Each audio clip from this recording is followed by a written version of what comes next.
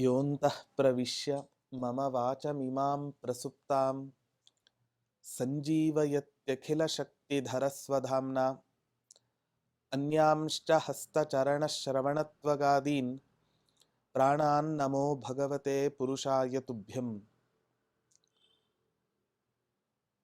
ಪ್ರಣಮತ್ಕಾಮಧೇನುಂಚ ಭಜತ್ಸುರತರೂಪಮಂ ಶ್ರೀಭಾವಬೋಧಕೃತ್ಪಾದ ಚಿಂತಾಮಣಿಮುಪಾಸ್ಮಹೇ. ತಪಸ್ವಾಧ್ಯಾಯ ಶುಶ್ರೂಷಾ ಕೃಷ್ಣ ಪೂಜಾರತಂ ಮುನಿಂ ವಿಶ್ವೇಶಮಿಷ್ಟದಂ ವಂದೇ ಪರಿವ್ರಾಟ್ ಚಕ್ರವರ್ತಿನಂ. ಶ್ರೀ ಗುರುಭ್ಯೋ ನಮಃ. ಹರಿ ಓಂ. ಪುಷ್ಯಮಾಸದ ಶುಕ್ಲ ಪಕ್ಷದ ಏಕಾದಶಿ ತಿಥಿ ಬಂತು ಅಂತ ಹೇಳಿದರೆ ಸಾಧಕರಿಗೆ ಸಂಭ್ರಮವೋ ಸಂಭ್ರಮ. ಇತ್ತ ಕಡೆ ವೈಕುಂಠ ಏಕಾದಶಿ ಅನ್ನೋ ಸಂಭ್ರಮ ಒಂದೆಡೆ ಆದರೆ, ಮಾಧ್ವ ಪರಂಪರೆಯಲ್ಲಿ ಆಚಾರ್ಯರ ಸೇವೆಯನ್ನ, ಟೀಕಾಕೃತ್ಪಾದರಂತಹ ಮಹನೀಯರ ಸೇವೆಯನ್ನ ತಮ್ಮ ಜೀವಿತಾವಧಿ ಪೂರ್ಣವಾಗಿ ಮಾಡಿ ಸಶರೀರವಾಗಿ ಬೃಂದಾವನಸ್ಥರಾಗಿರತಕ್ಕಂತಹ ದೊಡ್ಡ ತಪಸ್ವಿಗಳು ರಘುತ್ತಮ ತೀರ್ಥರು. ಇಂತಹ ರಘುತ್ತಮ ತೀರ್ಥರ ಆರಾಧನೆಯ ಪರ್ವಕಾಲವೂ ಕೂಡ ಪುಷ್ಯಮಾಸದ ಶುಕ್ಲ ಪಕ್ಷದ ಏಕಾದಶಿ ತಿಥಿಯೊಂದು ನಡೆಯುತ್ತೆ.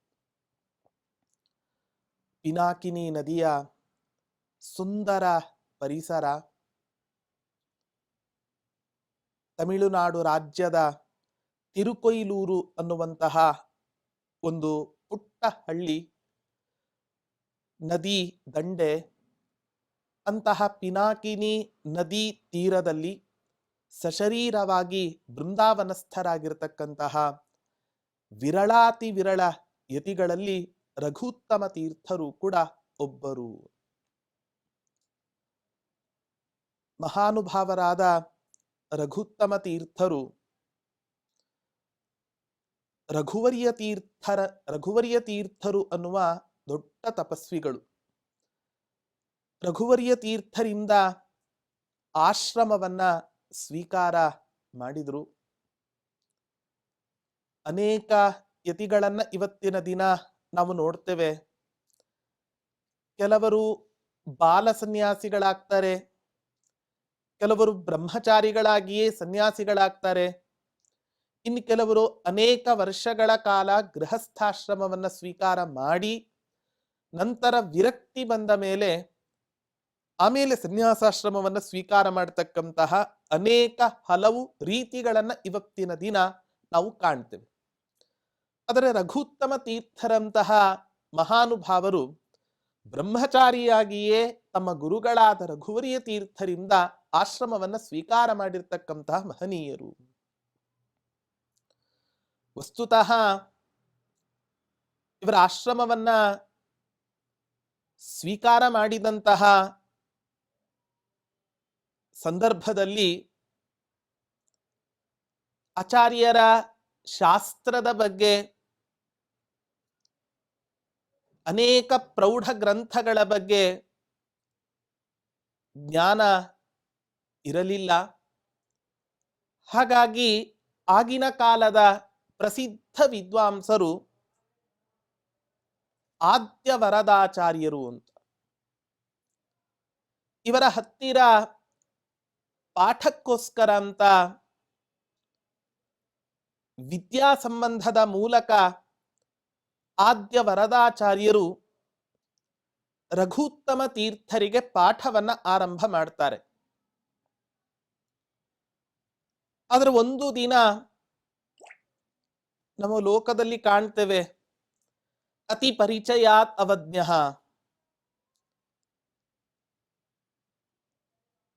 ನಾನು ಸನ್ಯಾಸಿಗಳಿಗೆ ಪಾಠವನ್ನ ಹೇಳ್ತೇನೆ ಎನ್ನುವ ಸ್ವಲ್ಪ ಅಹಂಕಾರದ ಭಾವನೆ ಅವರಲ್ಲಿ ಕಾಣ್ತಾ ಇತ್ತು. ದಿನತ್ರಯದಲ್ಲಿ ಒಂದು ವ್ರತ, ದ್ವಾದಶಿ ವ್ರತ. ಈ ದ್ವಾದಶಿ ತಿಥಿಯಂದು ಪಾರಣೆ ಆಗ್ಲಿಕ್ಕೆ ರಘುತ್ತಮ ತೀರ್ಥರು ಸ್ವಲ್ಪ ಅವರ ಆಗಮನದಲ್ಲಿ ವಿಳಂಬ ಆಗತ್ತೆ. ಆಗ ಆಚಾರ್ಯರು ಹೇಳ್ತಾರೆ, ಎಷ್ಟೇ ಆದರೂ ಕೂಡ ನನ್ನ ಶಿಷ್ಯನೇ ಆದ್ದರಿಂದ ತೊಂದರೆ ಇಲ್ಲ ಅಂತ ಹೇಳಿ ಭೋಜನಕ್ಕೆ ಕುಳಿತು ಬಿಡ್ತಾರೆ. ಇದನ್ನ ಗಮನಿಸಿದ ರಘುತ್ತಮ ತೀರ್ಥರು,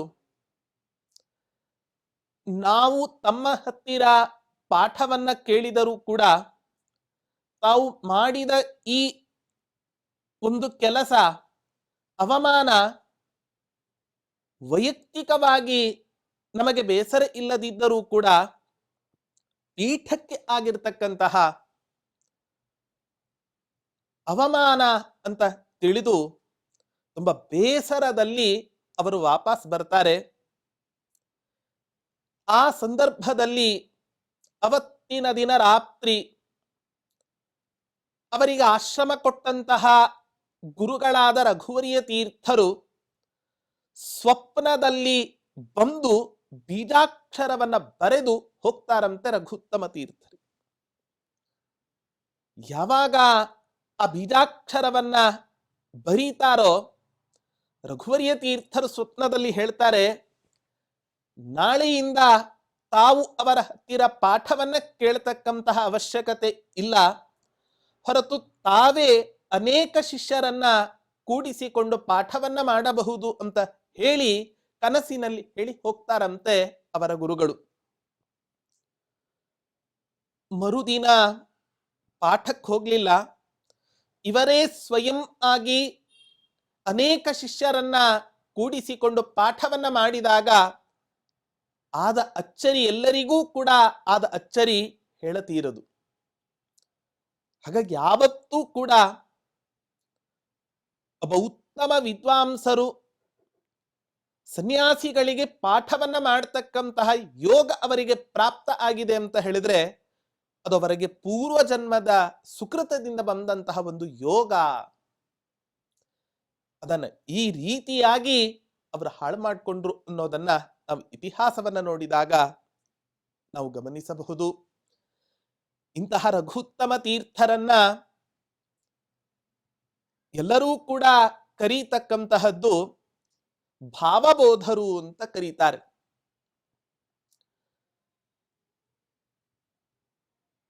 ಜಯತೀರ್ಥರನ್ನ ಇವತ್ತಿನ ದಿನ ಟೀಕಾಕೃತ್ಪಾದರು ಅಂತ ಕರೀತಾರೆ. ರಾಘವೇಂದ್ರ ತೀರ್ಥರನ್ನ ಪರಿಮಳಾಚಾರ್ಯರು ಅಂತ ಕರೀತಾರೆ. ವ್ಯಾಸತೀರ್ಥರನ್ನ ಚಂದ್ರಿಕಾಚಾರ್ಯರು ಅಂತ ಕರೀತಾರೆ. ಹಾಗಾದ್ರೆ ಇಂಥ ಗ್ರಂಥದ ಭಂಡಾರವನ್ನೇ ಕೊಟ್ಟಂತಹ ಯಾವ ಜ್ಞಾನಿಗಳು ಇವತ್ತಿನ ದಿನ ನಮಗೆ ಕಾಣಿಸ್ತಾರೆ, ಅವರು ತಮ್ಮ ಆಶ್ರಮ ನಾಮದಿಂದ ಪ್ರಸಿದ್ಧಿಯನ್ನ ಹೊಂದೋದಕ್ಕಿಂತಲೂ ಕೂಡ ತಾವು ಬರೆದ ವ್ಯಾಖ್ಯಾನ ಗ್ರಂಥಗಳ ಹೆಸರಿನಿಂದಲೇ ಇವತ್ತಿನ ದಿನ ಪ್ರಸಿದ್ಧರಾಗಿದ್ದಾರೆ. ಟೀಕಾಕೃತ್ಪಾದರು, ಜಯತೀರ್ಥರನ್ನ ಟೀಕಾಕೃತ್ಪಾದರು ಅಂತ ಕರೀತೇವೆ. ಹೀಗೆ ಅನೇಕ ಯತಿಗಳನ್ನ ಅವರು ಬರೆದ ವ್ಯಾಖ್ಯಾನ ಗ್ರಂಥಗಳ ಮೂಲಕ ನಾವು ಉಲ್ಲೇಖ ಮಾಡೋದನ್ನ ಕಾಣಬಹುದಾಗಿದೆ ಇವತ್ತಿನ ದಿನ.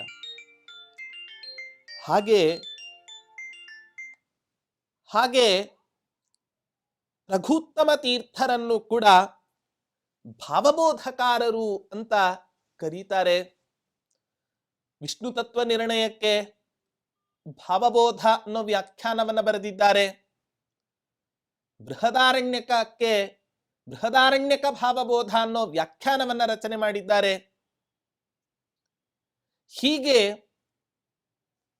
ಆಚಾರ್ಯರ ಟೀಕಾಕೃತ್ಪಾದರ ಅವಿರತವಾದ ಸೇವೆಯನ್ನ ಮಾಡಿರ್ತಕ್ಕಂತಹ ದೊಡ್ಡ ತಪಸ್ವಿಗಳು ರಘುತ್ತಮ ತೀರ್ಥರು ಅಂತ ಹೇಳಿದ್ರೆ ತಪ್ಪಾಗ್ಲಿಕ್ಕೆ ಇಲ್ಲ.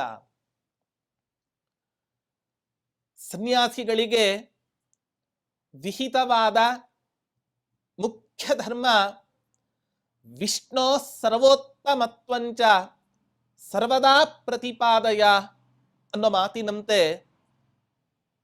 ಭಗವಂತನ ಸರ್ವೋತ್ತಮತ್ವವನ್ನ ಎಲ್ಲ ಕಡೆಯೂ ಕೂಡ ಪ್ರಚಾರವನ್ನ ಮಾಡ್ತಾ ತಮ್ಮ ಜೀವಿತಾವಧಿಯನ್ನ ತುಂಬಾ ಅತ್ಯಂತ ಉತ್ತಮ ರೀತಿಯಲ್ಲಿ ಕಳೆದಿರತಕ್ಕಂತಹ ಮಹನೀಯರು ರಘುತ್ತಮ ತೀರ್ಥರು. ಒಂದು ಮಾತು ಬರುತ್ತೆ,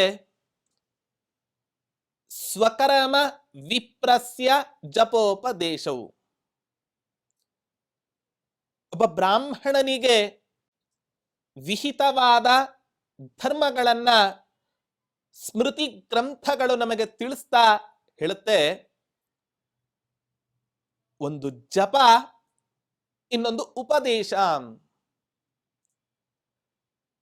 ಜಪದಿಂದ ಅನೇಕ ರೀತಿಯಾದ ಸಿದ್ಧಿಯನ್ನ ಪಡೆದುಕೊಂಡು ಆ ಸಿದ್ಧಿಯ ಬಲದಿಂದ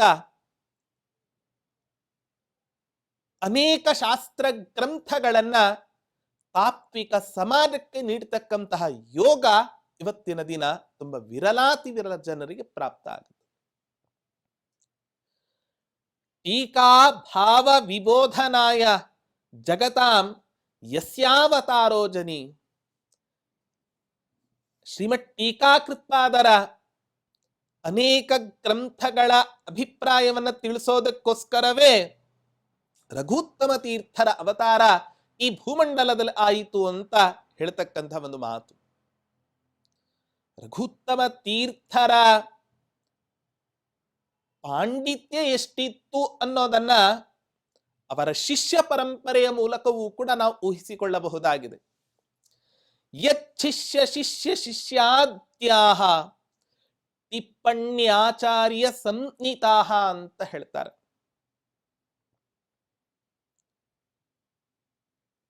ಅನೇಕ ಗ್ರಂಥಗಳಿಗೆ ವ್ಯಾಖ್ಯಾನವನ್ನ ಕೇವಲ ರಘುತ್ತಮ ತೀರ್ಥರು ಮಾತ್ರ ಬರೆಯದೆ, ರಘುತ್ತಮ ತೀರ್ಥರ ಅನೇಕ ಶಿಷ್ಯರು ಅನೇಕ ಗ್ರಂಥಗಳಿಗೆ ವ್ಯಾಖ್ಯಾನವನ್ನ ಬರೆದಿದ್ದಾರೆ.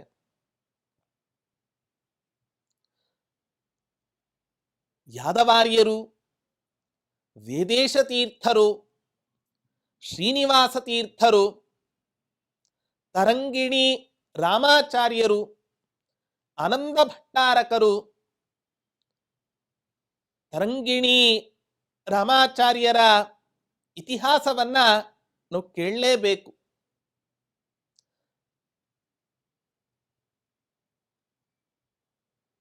ವ್ಯಾಸತೀರ್ಥರು ರಚನೆ ಮಾಡಿದ ನ್ಯಾಯಾಮೃತ ಗ್ರಂಥಕ್ಕೆ ಖಂಡನ ರೂಪವಾಗಿ ಮಧುಸೂದನ ಸರಸ್ವತಿಗಳು ಅದ್ವೈತ ಸಿದ್ಧಿ ಎಂಬ ಪ್ರೌಢ ಗ್ರಂಥವನ್ನ ಬರೀತಾರೆ. ಇದು ತರಂಗಿಣಿ ರಾಮಾಚಾರ್ಯರ ಶ್ರುತಿ ಪಟಲಕ್ಕೆ ಬೀಳತ್ತೆ. ಹೇಗೆ ಖಂಡನೆ ಮಾಡೋದು? ಈ ತರಂಗಿಣಿ ರಾಮಾಚಾರ್ಯರೇ ಮಧುಸೂದನ ಸರಸ್ವತಿಗಳ ಸಮೀಪಕ್ಕೆ ಹೋಗಿ ಅವರು ಬರೆದ ಖಂಡನ ಗ್ರಂಥವನ್ನ ಅಧ್ಯಯನ ಮಾಡ್ತಾ ಅವರ ಹತ್ತಿರವೇ ರಾತ್ರಿ ಹೊತ್ತು ಯಾವ ಗ್ರಂಥಗಳ ಭಾಗಗಳನ್ನ ಆ ಸರಸ್ವತಿಗಳಿಂದ ಕೇಳಿರ್ತಾರೋ ಆ ಭಾಗಕ್ಕೆ ಖಂಡನ ರೂಪವಾಗಿ ನ್ಯಾಯಾಮೃತ ತರಂಗಿಣಿ ಅನ್ನುವಂತಹ ಅದ್ಭುತವಾದ ವ್ಯಾಖ್ಯಾನವನ್ನ ರಚನೆ ಮಾಡಿಕೊಟ್ಟಿದ್ದಾರೆ ತರಂಗಿಣಿ ರಾಮಾಚಾರ್ಯರು. ಎಲ್ಲ ಕಲಿತಾಗತ್ತೆ. ಗುರುಗಳಿಗೆ ಗುರುದಕ್ಷಿಣೆಯನ್ನ ಕೊಡಬೇಕು. ಯಾವ ದಕ್ಷಿಣೆಯನ್ನ ನಾವು ಕೊಡಬಹುದು ಅಂತ ಆಲೋಚನೆ ಮಾಡಿದಾಗ ಮಧುಸೂದನ ಸರಸ್ವತಿಗಳಿಗೆ ಕೊಟ್ಟಂತಹ ದಕ್ಷಿಣೆಯೇ ಈ ನ್ಯಾಯಾಮೃತ ತರಂಗಿಣಿ ಅನ್ನುವಂತಹ ಒಂದು ಗ್ರಂಥ. ಇಂತಹ ತರಂಗಿಣಿ ರಾಮಾಚಾರ್ಯರು ಹೇಳ್ತಕ್ಕಂಥ ಮಾತು, ನ್ಯಾಯಾಮೃತಂ ನ್ಯಾಯವಚೋ ವಿಶೇಷೈಃ ಸುಸಾರಭೂತಂ ಸುಘನತ್ವ ಮಾಪ್ತಂ ಪ್ರವಾಹಯಾಮಾಸ ತರಂಗಿಣೀ ಮಿಷಾ ಯದ್ವ್ಯಾಸರಾಮೋಪಿ ತದೀಯ ಶಿಷ್ಯ ಅಂತ. ಹೀಗೆ ತರಂಗಿಣಿ ಗ್ರಂಥದ ಆವಿರ್ಭಾವಕ್ಕೆ ರಘುತ್ತಮ ತೀರ್ಥರ ಶಿಷ್ಯರಾದ ತರಂಗಿಣಿ ರಾಮಾಚಾರ್ಯರು ಕಾರಣ ಅನ್ನೋದನ್ನ ನಾವು ತಿಳ್ಕೋಬೇಕು. ಅಷ್ಟೇ ಅಲ್ಲ, ಈ ಅದ್ವೈತ ಸಿದ್ಧಿಯ ಮೇಲೆ ಇನ್ನೊಂದು ವ್ಯಾಖ್ಯಾನ ಗ್ರಂಥವೇ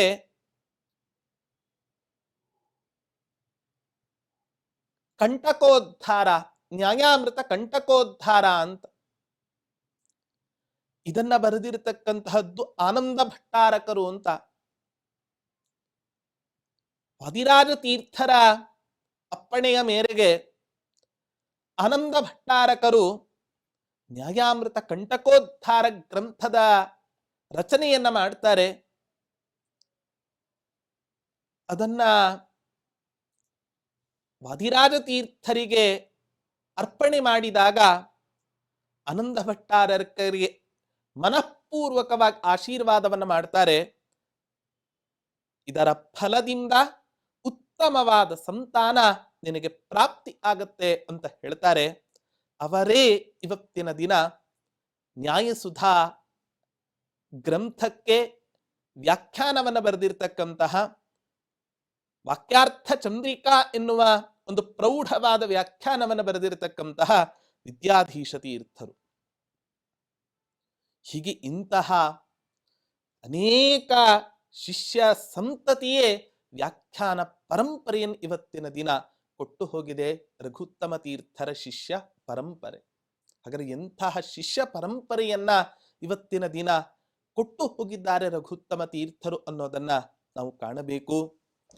ಇವತ್ತಿಗೂ ಕೂಡ ಇನ್ನೂ ಅನೇಕ ಪ್ರಸಿದ್ಧವಾದ ಕಥೆಗಳು ರಘುತ್ತಮ ತೀರ್ಥರಂತಹ ಜ್ಞಾನಿಗಳ ವಿಷಯದಲ್ಲಿ ನಾವು ಕಾಣ್ತೇವೆ.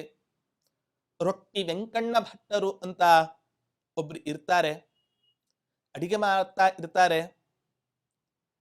ಒಂದು ದಿನ ರಾತ್ರಿ ರಘುತ್ತಮ ತೀರ್ಥರ ಪಾದ ಸೇವೆಯನ್ನ ಮಾಡ್ತಕ್ಕಂಥ ಸಂದರ್ಭದಲ್ಲಿ ಕಣ್ಣಿಂದ ಬಿಸಿಯಾದ ನೀರು ಆ ರಘುತ್ತಮ ತೀರ್ಥರ ಪಾದಕ್ಕೆ ಬೀಳತ್ತೆ.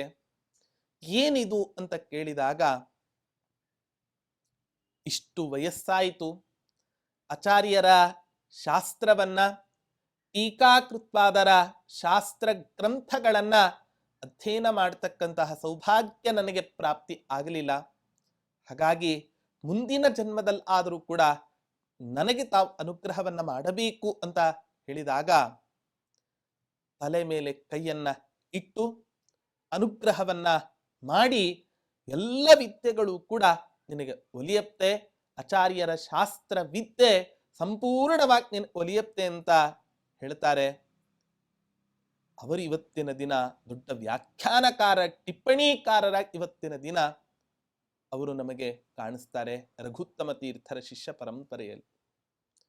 ತಸ್ಯೈತೆ ಅಕಥಿತಾ ಅರ್ಥಾ ಪ್ರಕಾಶಂತೆ ಮಹಾತ್ಮನಾಂ ಅನ್ನೋ ಮಾತಿನಂತೆ ಗುರುವಿನ ಗುಲಾಮ ನಾಗುವ ತನಕ ದೊರೆಯದಣ್ಣ ಮುಕುತಿ ಎನ್ನುವ ಮಾತಿಗೆ ಅಕ್ಷರಶಃ ದೃಷ್ಟಾಂತ ಇವತ್ತಿನ ದಿನ ರೊಟ್ಟಿ ವೆಂಕಣ್ಣ ಭಟ್ಟರು ಅಂತ ಹೇಳಿದ್ರೆ ತಪ್ಪಾಗ್ಲಿಕ್ಕೆ ಇಲ್ಲ. ಅಂತಹ ಮಹಾಜ್ಞಾನಿಗಳು, ದೊಡ್ಡ ತಪಸ್ವಿಗಳು ರಘುತ್ತಮ ತೀರ್ಥರು. ಅದಕ್ಕೋಸ್ಕರವೇ ಕಾಮಧೇನುಗಳು, ಕಲ್ಪವೃಕ್ಷ, ಚಿಂತಾಮಣಿ ಈ ರಘುತ್ತಮ ತೀರ್ಥರು ಅಂತ ಹೇಳಿದ್ರೆ ತಪ್ಪಾಗ್ಲಿಕ್ಕೆ ಇಲ್ಲ. ಇವತ್ತಿಗೂ ಕೂಡ ತಿರುಕೊಯ್ಲೂರು ಅನ್ನುವಂತಹ ಕ್ಷೇತ್ರದಲ್ಲಿ ಪಿನಾಕಿನಿ ನದಿ ತೀರದಲ್ಲಿ ಸಂಸ್ಥಿತರಾಗಿ ಬರುವ ಎಲ್ಲ ಭಕ್ತರ ಕಷ್ಟ ಕಾರ್ಪಣ್ಯಗಳನ್ನ ದೂರ ಮಾಡ್ತಾ ಬೇಡಿದ ಸಕಲ ಇಷ್ಟಾರ್ಥಗಳನ್ನು ಕೂಡ ಪೂರೈಸ್ತಾ ಆ ಕ್ಷೇತ್ರದಲ್ಲಿ ಸಂಸ್ಥಿತರಾಗಿದ್ದಾರೆ. 400 ವರ್ಷಗಳಿಂದ ಆ ಕ್ಷೇತ್ರದಲ್ಲಿ ಸಂಸ್ಥಿತರಾಗಿ ಕೇವಲ ಮನುಷ್ಯರ ಇಷ್ಟಾರ್ಥಗಳನ್ನ ಮಾತ್ರ ಪೂರೈಸದೆ ಅನೇಕ ಮೂಕ ಪ್ರಾಣಿಗಳಿಗೆ ಬರ್ತಕ್ಕಂತಹ ವ್ಯಾಧಿಗಳನ್ನ ಆ ಬೃಂದಾವನಕ್ಕೆ ಪ್ರದಕ್ಷಿಣಾಕಾರದಲ್ಲಿ ಬಂದು ನಮಸ್ಕಾರವನ್ನ ಮಾಡಿಸಿದ್ರೆ ಸಾಕು, ಎಲ್ಲ ವ್ಯಾಧಿಗಳೂ ಕೂಡ ದೂರ ಆಗತ್ತೆ ಅನ್ನೋದನ್ನ ನಾವು ರಘುತ್ತಮ ತೀರ್ಥರ ಇತಿಹಾಸವನ್ನ ನೋಡಿದಾಗ ನಮಗೆ ಅರ್ಥ ಆಗುತ್ತೆ. ಇಂತಹ ತಪಸ್ವಿಗಳಾದ ರಘುತ್ತಮ ತೀರ್ಥರಂತಹ ಜ್ಞಾನಿಗಳ ಪೂರ್ಣ ಅನುಗ್ರಹ ನಮ್ಮ ನಿಮ್ಮ ಎಲ್ಲರ ಮೇಲೆಯೂ ಕೂಡ ಆಗಲಿ ಅಂತ ಪ್ರಾರ್ಥನೆಯನ್ನು ಮಾಡ್ತಾ ಶ್ರೀಕೃಷ್ಣಾರ್ಪಣಮಸ್ತು.